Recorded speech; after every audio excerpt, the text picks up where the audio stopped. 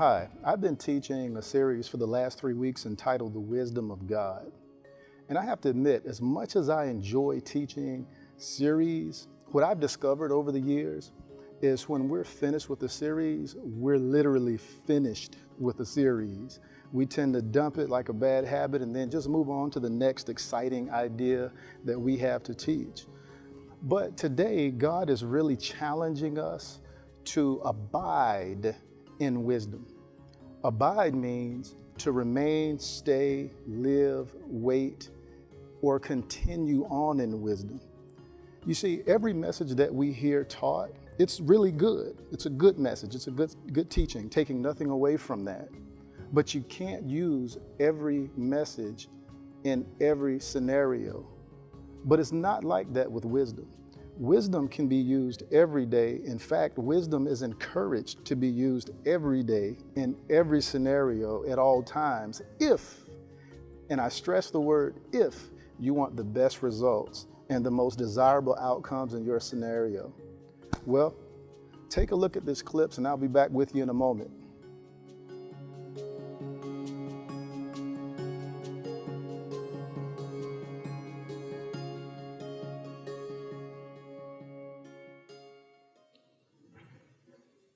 While you're sitting down, I'd like for you to turn to Proverbs chapter 8, verse 32 through 36. I won't be long. Proverbs 8 and verses 32 through 36. Okay. Let me know when you get that. Proverbs chapter 8. Verse 32 through 36. It's there we'll find wisdom speaking. Okay, we're going to find wisdom speaking. 8 and 32 through 36. The Bible says, remember, wisdom is speaking. Now, therefore, hearken unto me. Pay close attention unto me, O ye children.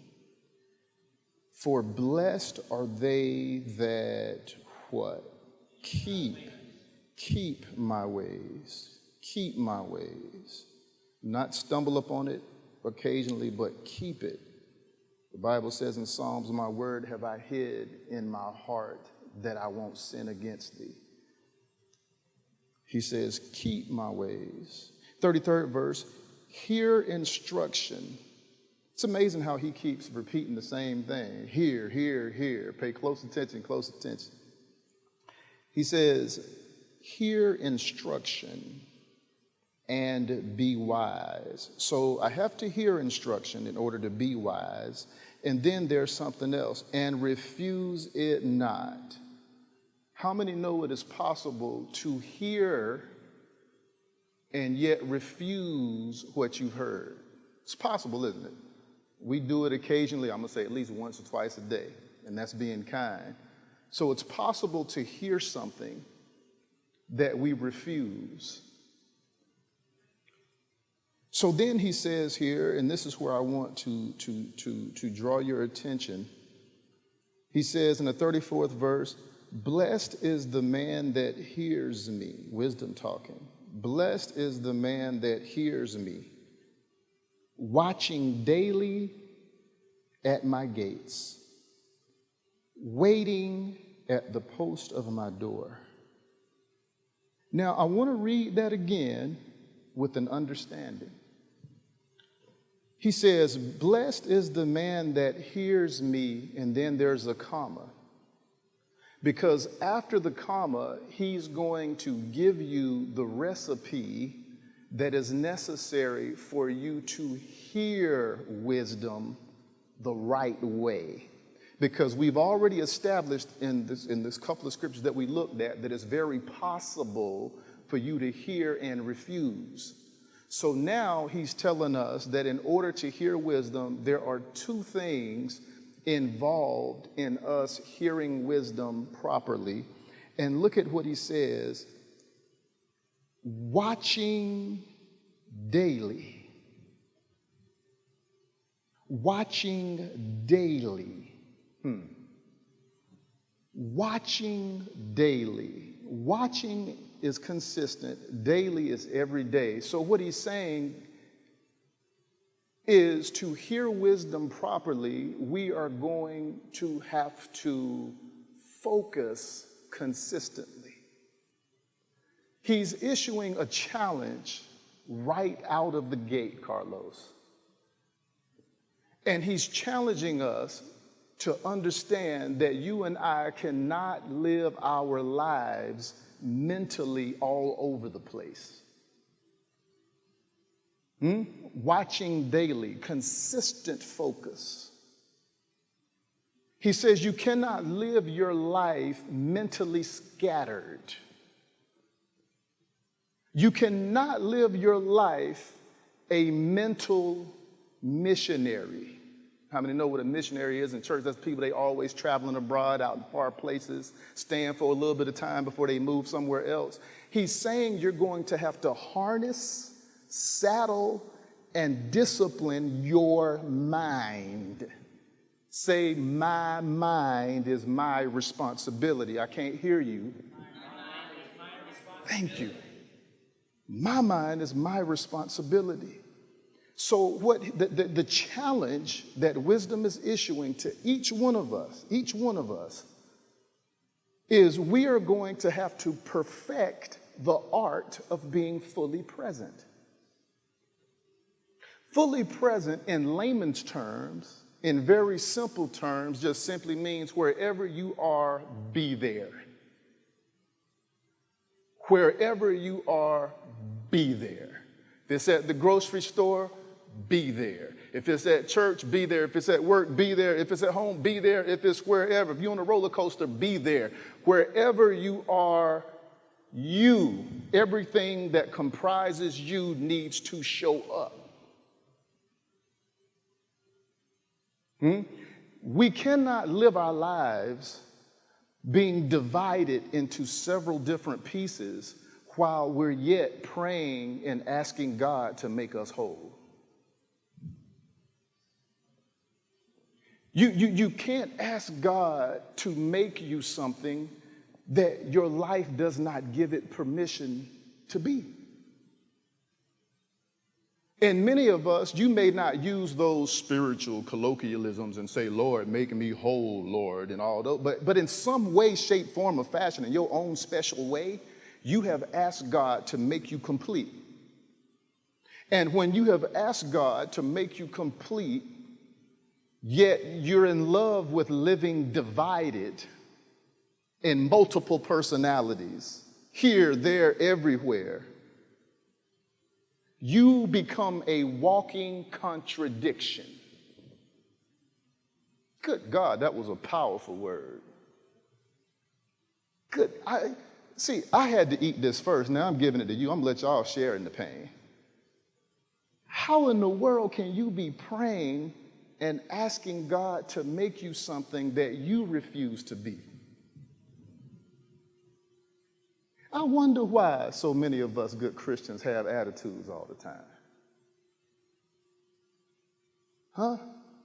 Make me whole, but I'm in love with being divided. The first challenge is you and I, we got to get our mind right. You cannot hear wisdom without you being consistently focused. Because whatever wisdom he gives will leak out of the places you were supposed to be but weren't. That's what happens when we're divided. If I divide anything, it's going to provide holes. It's going to provide cracks. It's going to provide crevices where everything I'm asking God to pour in leaks out.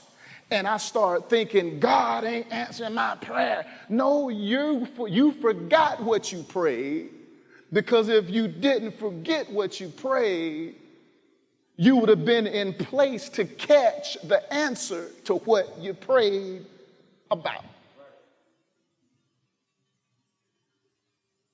So why is focus? We ain't getting around that, okay? You gotta understand, we're not getting around us allowing our minds to run wherever it wants to. You just can't, you can't even serve God like that, because he's one God, which requires me to be focused on one thing a good bit of the time. So why is this so important? Consistently, watching daily, consistently, daily keeping my focus. Because the next thing in the recipe to hear God, he says, waiting. Waiting at my what? Post of my door. Waiting. Waiting requires patience.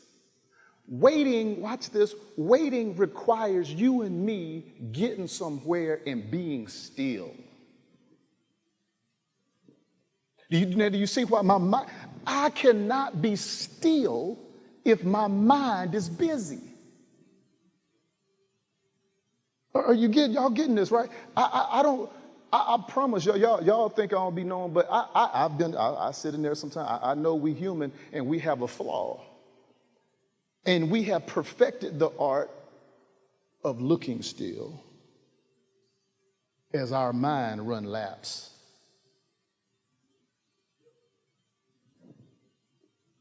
You cannot wait and get somewhere and be still if your mind has not settled down.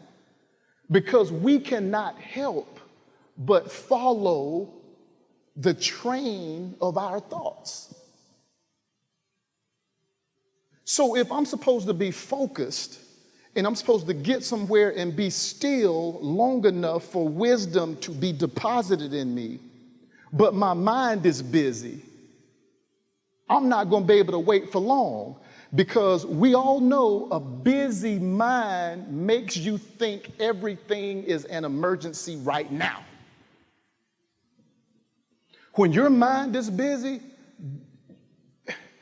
even if this is why you really have to work on this area of your life, perfecting the art of being fully present wherever I am. I'm here. I'm not going to let it pull me.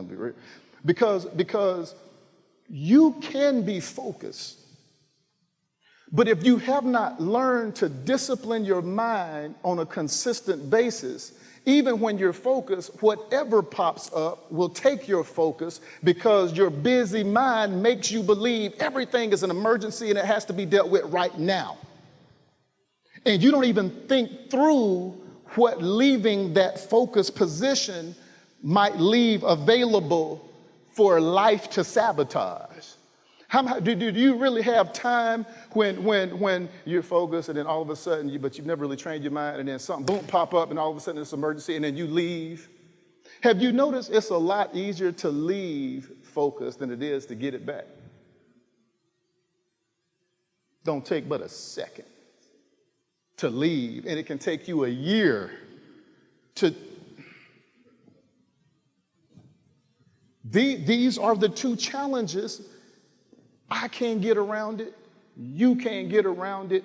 We cannot get around it. He is laying out the recipe for operating in a daily kind of wisdom that will give you the strategies on how to accomplish the maximum potential that God expects you to accomplish on a day-to-day basis. We've got to transition our thinking from, I did good today, I felt pretty good today, but then you're miserable for the rest of the week. You have to untrain your mind to where it will stop celebrating things God is not impressed with. Do you hear what I'm saying? There are some things that we celebrate in our humanness that we're impressed with, that God is saying, do you realize every time you celebrate that, you're giving your life permission to live at that level? And in order to, and I'm going to show you this in a little bit, in order to break the cycle, whatever the cycle is, you're going to have to be able to hear wisdom and be focused consistently enough to where my mind, again, is not so cluttered that I don't know what's talking. And then I'm going to have to be still enough to where I can wait until. I'm not going to put a time on it because we don't know how long the wait is. I have to wait until wisdom come out of the gate. And here's the thing. Wisdom is not going to show. Here's a phrase that I think is very powerful. There's a phrase that says, when the student is ready, the teacher will appear. So your wait for wisdom to speak to you will take as long as you take to be in a place to receive it. Because wisdom is not going to come out of those gates until the student is ready to learn.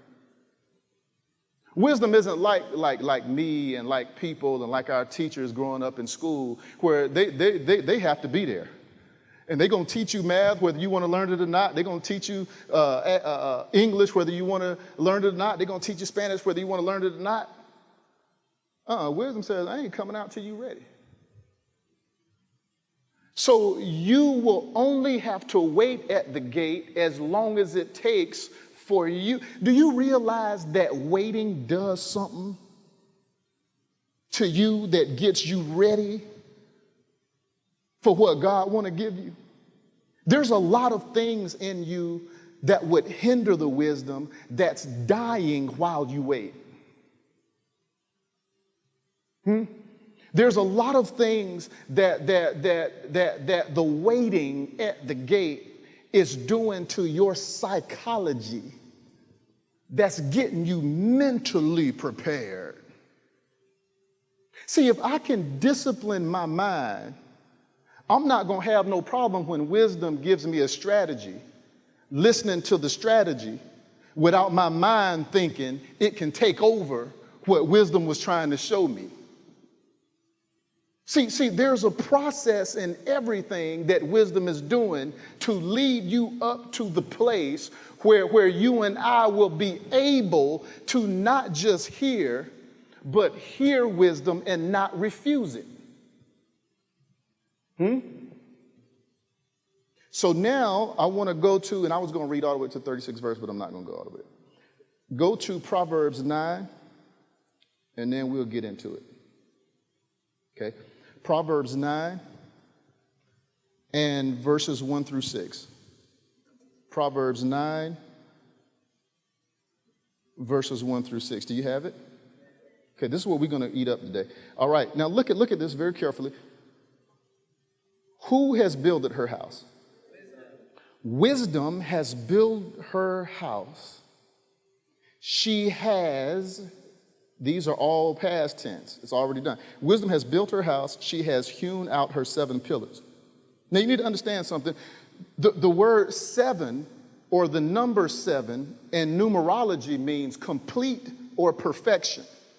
So she has not just built a house, but she's built a perfectly complete house. Nothing missing, nothing broken.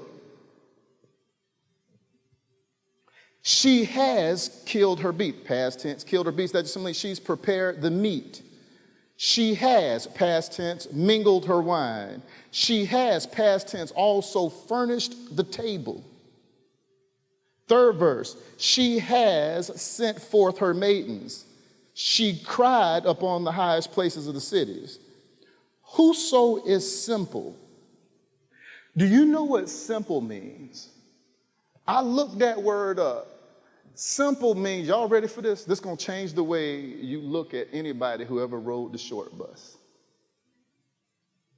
And I ain't saying that trying to be funny, but you're going to do, because y'all know it's a certain stigma, isn't it? He ride the short bus. We use it in jokes, the short bus. And no. This is her audience. Simple means mentally slow or retarded.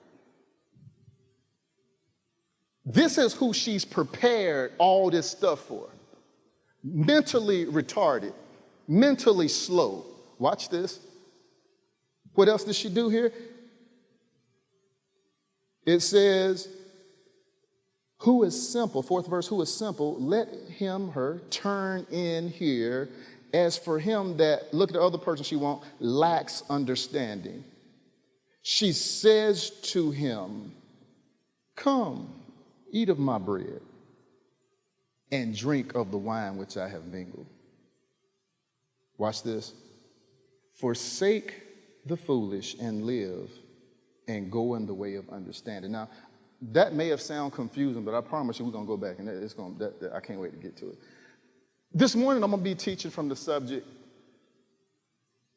abiding in wisdom, okay? Abiding in wisdom. Abiding in wisdom. Abiding in wisdom. For us to really understand what God is trying to convey this morning, you have to understand what abide means, okay? Abide means to wait, stay, live, remain, and continue on in something. I didn't make that up. That's nothing but verbs. I've never seen a definition with nothing but verbs. I got that from Merriam-Webster. That's exactly what it says. It's a lot of verbs. Again, abide means to wait, stay, live, remain, or continue on in something. Now, what does that mean to us this morning?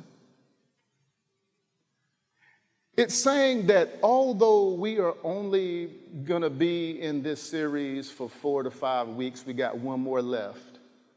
It's saying that we are going, or rather we are issued with the challenge of waiting, staying, living, and remaining and continuing on in wisdom long after the series is over.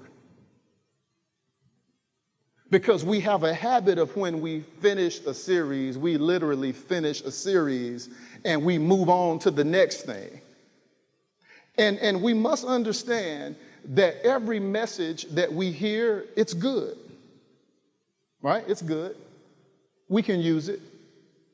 But you cannot use every message that's taught every day, because every message that is taught cannot be used in every situation. But it's not so with wisdom, because with wisdom, you can not only use it every day, you should use it every day, and it's able to be used every second of the day in every situation you may face. So we cannot treat this series like we do all the rest. We must have a focused effort mentally of remaining and continuing and living and staying in a state of wisdom, because we need wisdom every day, again, to live life up to the optimum capacity, correct? Right? So what we have to do is we're going to have to, watch this now, we're going to have to adopt and adapt to wisdom occupying a space in our life that we are not used to.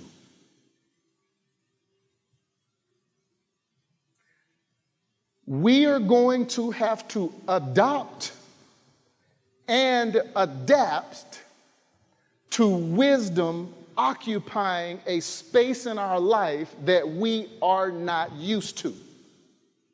So there are two things that are going to have to happen. We are going to have to adopt wisdom, which means to have or use a different method of doing things. To adopt means to have or use a different method of doing things. And after we adopt wisdom, we're going to have to adapt to the wisdom we have adopted. And adapt means to change our behavior in ways that makes it easier to live in a certain situation. Okay? To change, adapt means to change, adapting wisdom means to change our behavior in ways that will make it easier to live in a particular or certain situation. And what situation is that? We're trying to live in wisdom. Okay? So when you look at adopting wisdom and adapting to wisdom, and you combine both of those, This is what it means. It means that you and I must change our behavior in ways that will make it easier for wisdom to teach us a new way of doing things. You following me? When you adopt and adapt wisdom, it's challenging us to change our behavior in ways that will make it easier for wisdom to teach us how to do things in a different way. Now, if you noticed, we have to change to fit wisdom.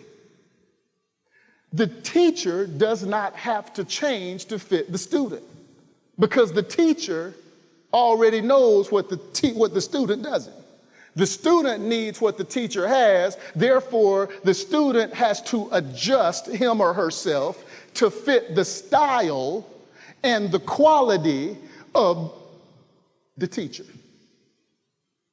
Now, that being said, if we look at our lives and how we have operated up to this point, most of us have not lived our lives in the type of way that has created room, Nicole, for anything different to really happen on a major scale.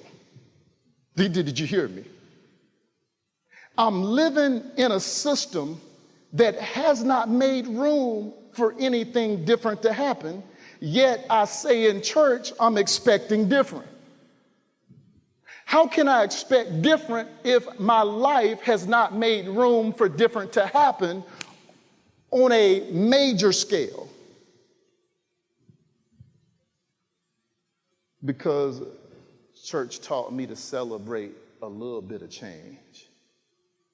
Come on, you know in church, man, you know people do. We used to have testimony services back in the day. Folk would get up and this is what they would say, stuff like this with the music playing in the background. They'd be like, I ain't where I want to be, but I'm not where I used to be. And the whole church would go up.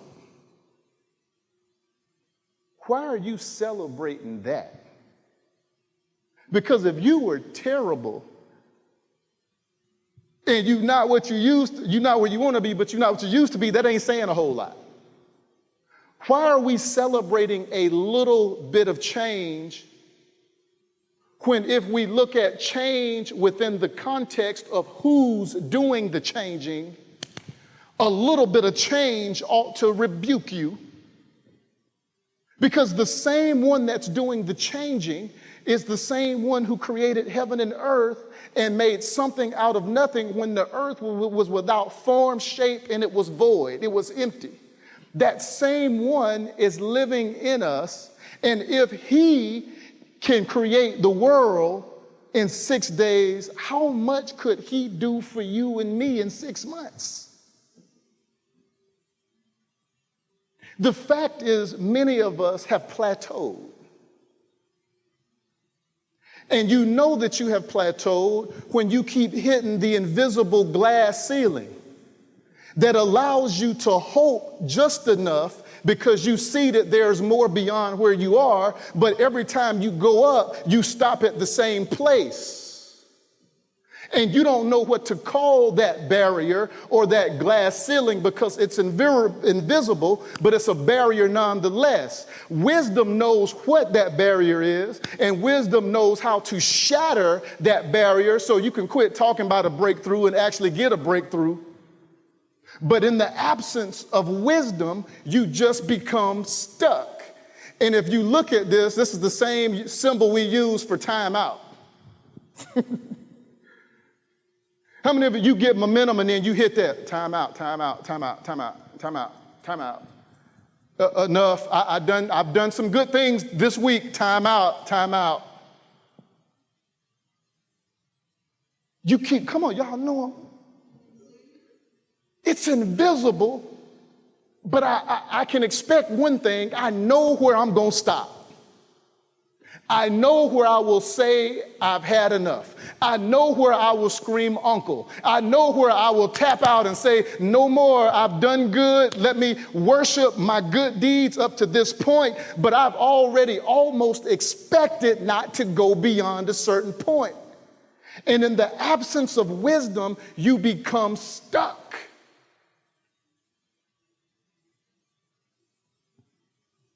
And when you become stuck, you become inflexible. And wisdom cannot work with a stuck person, because wisdom has to be able to adjust you in ways that the best strategy requires you to be adjusted. Wisdom does not have time to ask you, can I stretch you today? Wisdom does not have time when you're in the middle of something that needs an answer now to be negotiating with you on whether you think it's okay, if it's too much or not now. Wisdom does not have the time to ask you that. And so what happens is when we become stuck in how we're used to thinking, stuck in how we're used to reacting to things, stuck in where we're used to stopping, stuck in how we process things. Wisdom can give you the best recipe for success and victory, but if you have become so rigid that you refuse, that was the word in the Bible, wasn't it? That you refuse to be adjusted and change to fit the strategy wisdom gave you, success and victory will never happen for you. Do you know that almost succeeding is not success? Do you know that almost winning is not victory? I don't think we do. Because we have substituted success and we have substituted victory with, I'm doing better.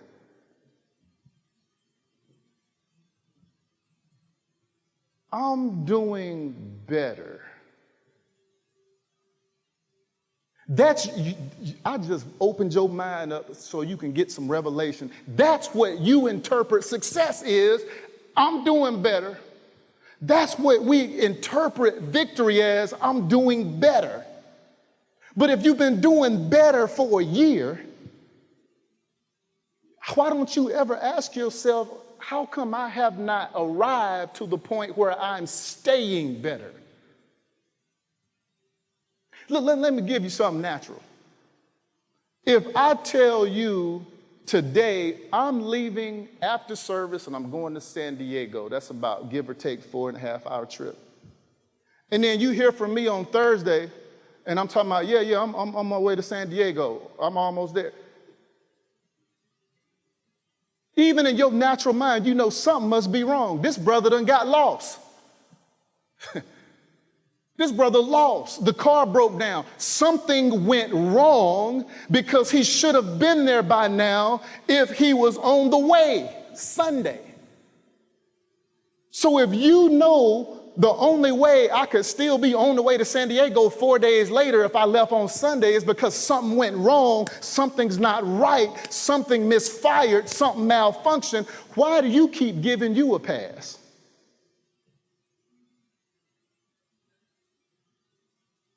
Why do you keep giving you a justification for doing better, but a year later you're still doing better? You have not arrived. I can see if you were doing better in another area because you made it in that one and that one. When you arrived, it taught you how to get the victory and to succeed in the next area. So yeah, I'm doing better in this new area, but we're still doing better in the same old area we started doing better in years ago. Doing better, not staying better, because I cannot stay better without staying in wisdom first. Abide in wisdom. Wait, stay, live, remain, continue. Wisdom teaches me how to have the staying power I need. See, wisdom does not just teach you how to succeed or how to get the victory. Wisdom teaches you through all the classes along the way how to arrive and stay there once you get there. I would go as far as to say some of us have arrived at certain good goals, but did you stay? Wisdom teaches you how to remain constant, how to remain at the top of what I was at the bottom of. You take anybody up and down too much, they're gonna get sick. Huh? And so abide is intimidating to those of us who don't live anywhere long.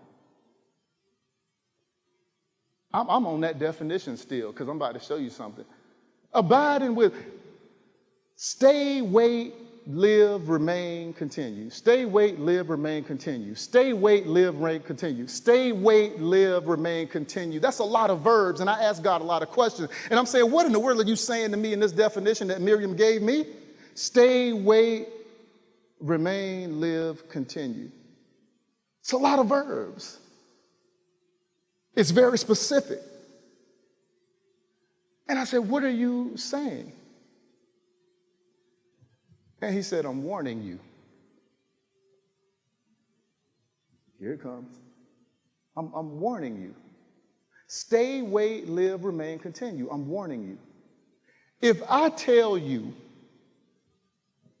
Deke, stay, wait, remain, live, and continue right there.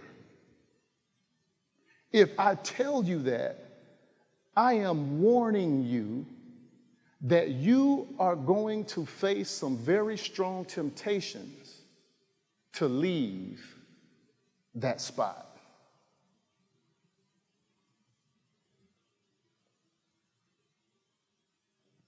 Wait, stay, remain, live, continue.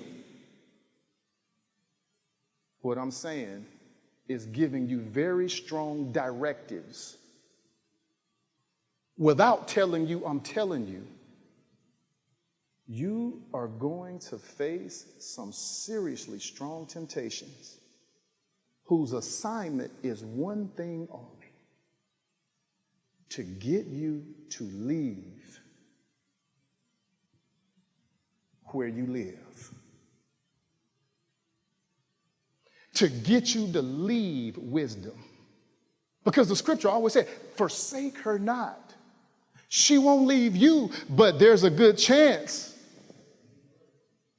you'll leave her. Wait, stay, remain, live, continue. If you know you as good as I know me, leaving is not hard to do, because over our life, we taught ourselves when anything get too rough, when anything get too hard, when anything challenge me too much, when anything make me change my little ways too much, I'm gone. Wait, stay, remain, live, continue. Don't you leave.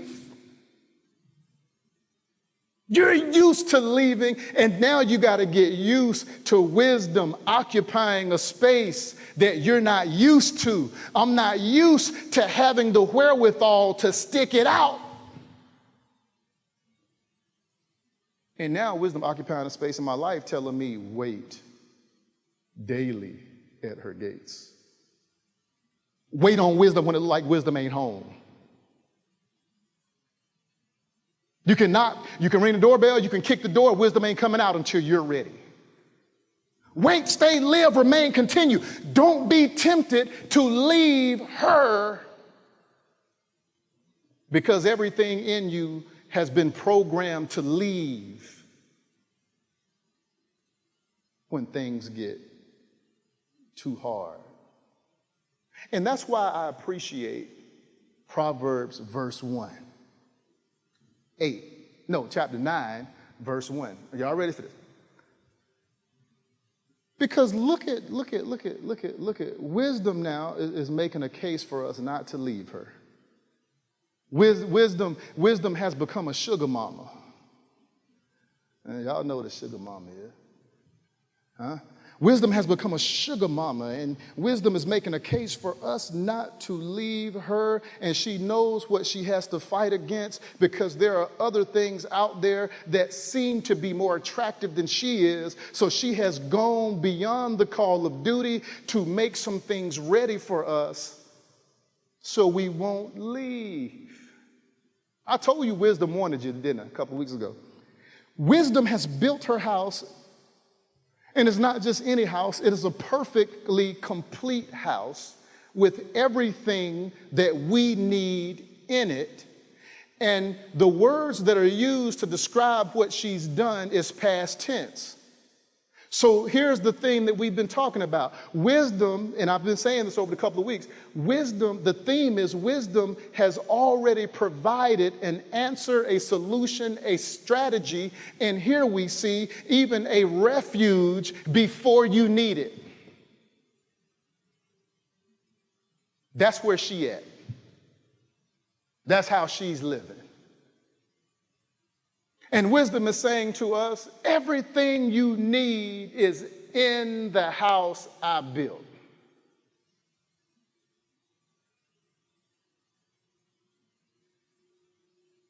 Nothing missing, nothing broken. Everything you need is in there. And I've made it perfect for you so that any temptation on the outside of this house won't look more appealing than what I put in the house. She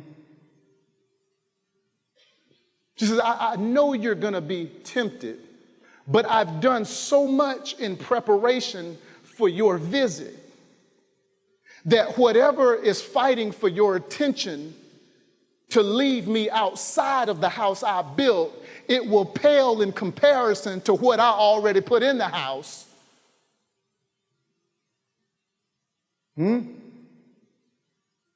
so then in verse 2 and 3, she starts talking about, man, she done prepared, she killed her beast.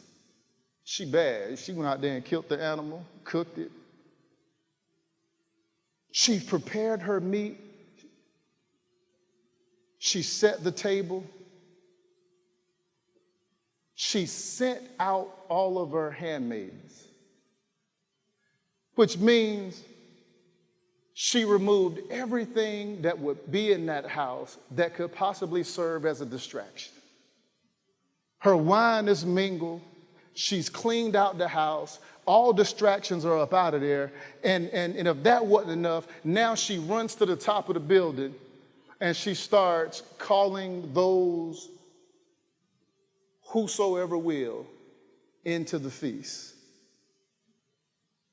But what I like and I find very fascinating is the audience. Look at the people. You would think for a spread like this, she would call dignified people with degrees and certificates. People who can speak Swahili and Greek and Hebrew, and people who can pronounce words that will make you go to your dictionary. And you would think the way she prepared it was for a certain type of 5-star caliber people, but that's not the audience. She looks over them and she starts calling the mentally retarded folk. The people that don't understand nothing. The people that sit up in church and say amen and they ain't heard nothing you said in the last 10 minutes. Those are the ones that she's reaching and speaking over the ones who think they're so suchy much and calling those who are slow. I'm thinking to myself, why is she doing that? Because in order for you to respond to her invitation, you're going to have to acknowledge you don't have everything you need.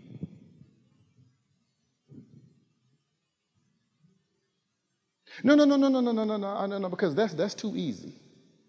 I know I don't have everything I need, but can you acknowledge you are mentally slow? When all our life we've heard negative things connected to the short bus.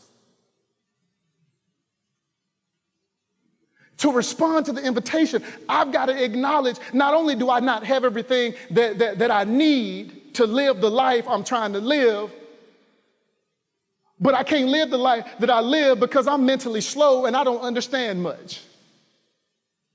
See, it's harder than we think. It's hard, Nicole, for us to acknowledge what we don't have when we live in a culture that has become used to selling what we do have. We are the resume generation. Show up to the job, you should hire me because I'm a good team builder, I love people, and I'm creative, I'm a self-starter, and I'll be there early and I'll leave there late. Yeah, you should hire me because I'm the guy, and I got this, and look at my resume, look at what I've done, this, that, and third. That's the generation we're in. We don't understand selling our deficiencies. We don't understand selling what I don't do well. Wisdom is saying if you're going to respond to the invitation, don't send me a resume talking about what all you have done and what you've accomplished. I'd rather you send me what all you didn't accomplish and tell me about all what you didn't do right and how many times you did it wrong because you're slow and you're ignorant and your understanding is bankrupt. But I got a resume. You sure you don't want me to get there? I don't want to know what you have accomplished. Because the only way this relationship is going to work and you're going to be able to stay in my house without us fussing and fighting is if you can acknowledge before you show up that you need me more than I need you.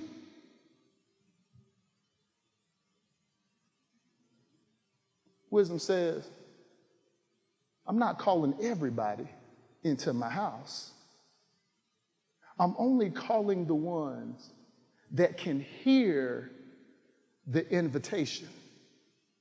Because everybody can't hear, I'm slow, I'm ignorant, I don't know a lot of things that I should know. A lot of people can hear the invitation, but they'll refuse the invitation because of the prerequisite. I heard what Wisdom invited me to and what she's prepared, but I'm refusing the invitation. Return that to sender, because in order for me to come to that party, I'm going to have to admit that my human intellect has come to the end of itself. I am mentally bankrupt, and my own intellect and wisdom and human ability has left me, abandoned me, left me how to try to figure out life, and I'm crash landing every day. I heard it, but I'm refusing it.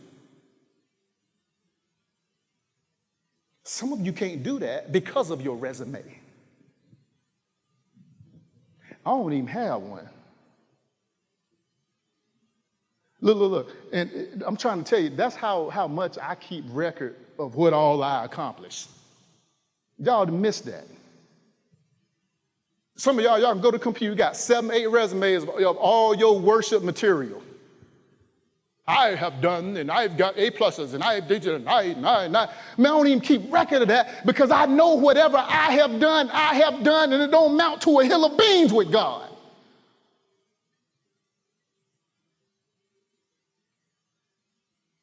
Now, if you want to talk about what God came in and wisdom taught me to do, we'll talk for years. Some of us can't do that because everything I am is tied up in my mind and my accolades, and I'm wonderful. Do you know I'm in the gifted program at my school, and I don't care about that. That's good, but is your resume the thing that's keeping you from the party? I'm glad we're thinking about it. Because if you search, you know good and well, there's a part of you that's like, I know I need wisdom, but not at that cost. And that's what you're going to have to work out within yourself. Because the price of room and board in this house, Wisdom's house, is the currency of humility.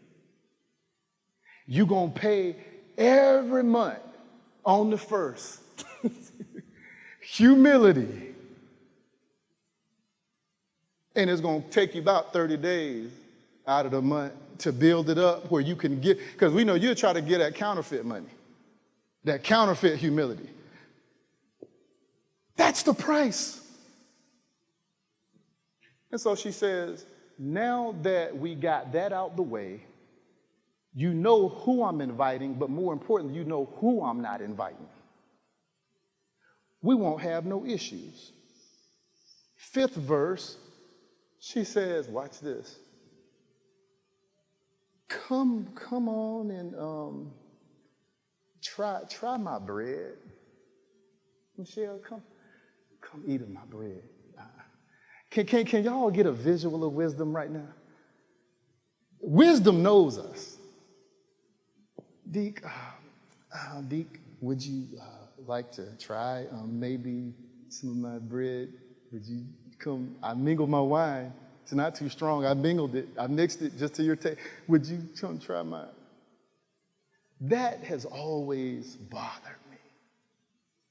Come eat, try my bread, eat my. Why would I ask you to come try my bread unless I already knew you probably wouldn't like the taste of what I was feeding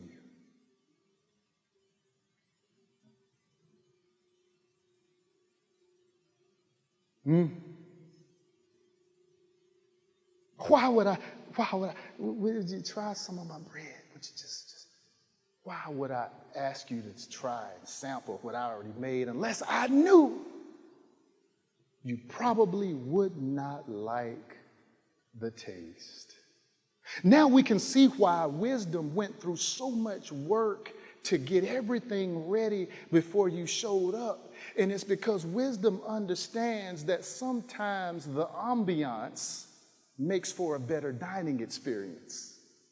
Have you ever been to a restaurant where the food wasn't all of that, but the atmosphere made the food taste a little better?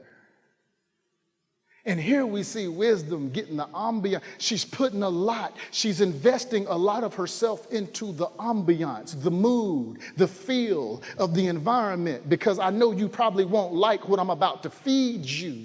But if the ambiance is right, and if you see what I invested to make the mood right, then the food will taste a little better as a result of the atmosphere that I've created before you got there.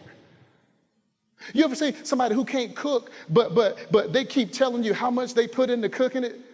And even though it don't taste good, it still tastes a little better because you know they put the love in it. That's wisdom. See, wisdom is an acquired taste that must be developed over time. And the more you eat of her and the more you see her working, the more it tastes better. You know, I didn't even like church until I saw it working. I didn't. I didn't. I still don't like church. And y'all know what I mean by that. Y'all know what I'm saying about it. But I didn't. It's a lot I didn't like until I seen it work. I said seen, until I saw it working for me. How can something not taste good when it's working good for you? When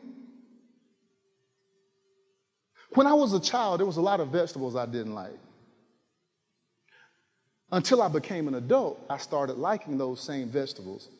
Because as an adult, I became mature enough to understand that what usually tastes the worst is the best for you.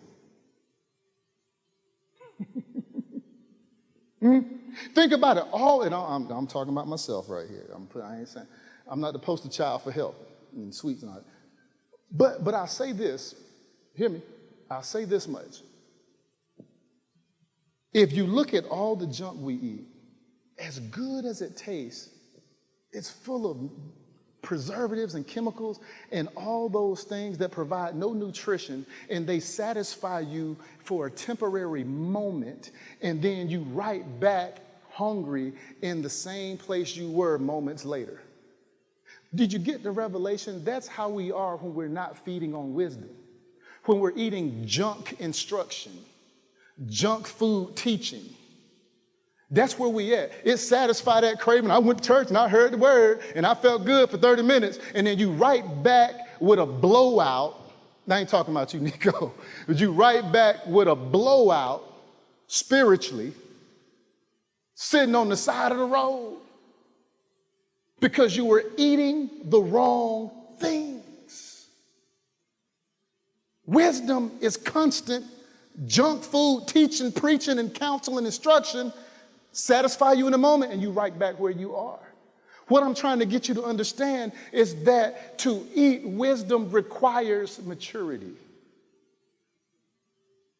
My son is 9 years old and he can be sick as a dog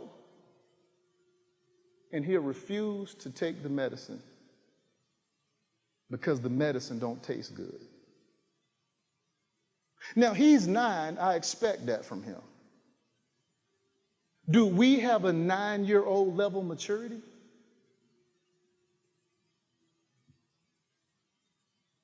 Where I'm sick, my mind is sick, my relationships are sick, my money is sick, my walk with God is sick, everything I'm doing, my strategies are sick, but I refuse to take the medicine because the medicine does not taste good. And some of us say, no, I take the medicine. I like it like that. I like the medicine strong. Okay, but you probably like my son. He'll take the medicine and then he goes spit it out when ain't nobody looking. That's what some of us do. You come in here, you get this medicine. By the time I see wet spots all across the concrete to the parking lot because you done came me talking about, I done heard the word was good, I like it like that, give me that word, and then you done spit all of it out on the way because you heard it and you refused it and you don't have the maturity level to override the taste so that you can get well. Maturity will always override how the medicine tastes in order to get well. And let's be fair, wisdom is bitter to the taste. Now, when I say taste, I'm referring to your 5 senses. What you can see, touch, hear, taste, smell. Wisdom is bitter to that because your 5 senses is your human knowledge. And your senses, your human knowledge, is what teaches you how to address how something look, how something feel, how something hear, how something sound right now. And that's how most of us live our lives, isn't it? Something is happening right now, and opportunity is here, I'm taking it. If it look right, I'm going for it. Remember I told you earlier about mental discipline? If you can control your mind, you won't be so sporadic, just random.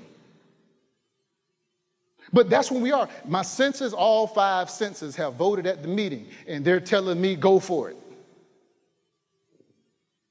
I had a guy, he was part of our leadership. I'm not going to say his name. Part of our leadership in Georgia, and he called me, and he said, I could use this. All right, without going into details. And he called me because he said, man, I'm getting ready to purchase this house and we got a good deal. He said, but I want to put a second set of eyes on it. I want you to look at it. And I said, well, all the numbers check out. He said, all the numbers check out. He said, the numbers and check. This is within our budget. We can afford it. We can get it.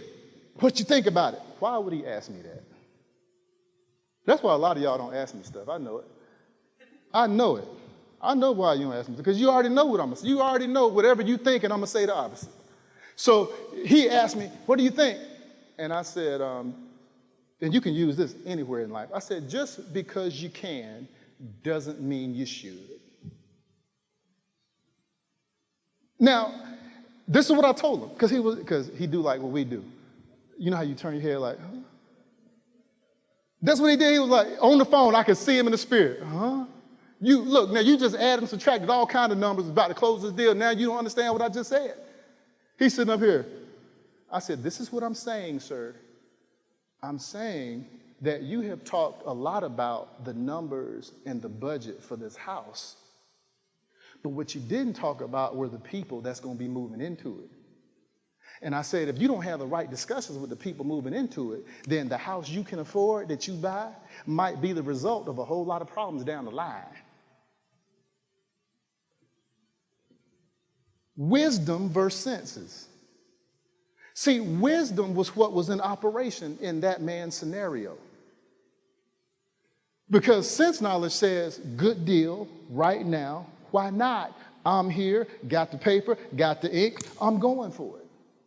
But wisdom says, how will my decision today affect me tomorrow? Or next week? Or a year from now? Nobody, I'm using broad terms when I say nobody. So I'm going to say the majority of people don't think that deep in the heat of the moment. Because your mind hasn't been trained to stop and seek from a higher place of instruction before you punch the go button. This is how I've always been doing it. This is what I'm used to. And wisdom is trying to occupy that place that you're not used to, where there's now a buffer.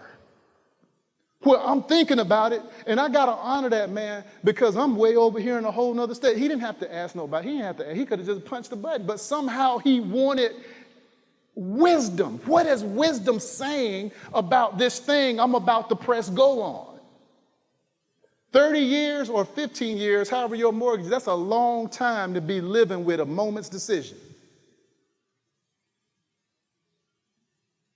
So wisdom will always seek out the best, here comes the word, it hurts, long-term result without asking your senses for their opinion. How in the world can I lean on wisdom when wisdom is outvoted at the meeting? That's 5 against 1.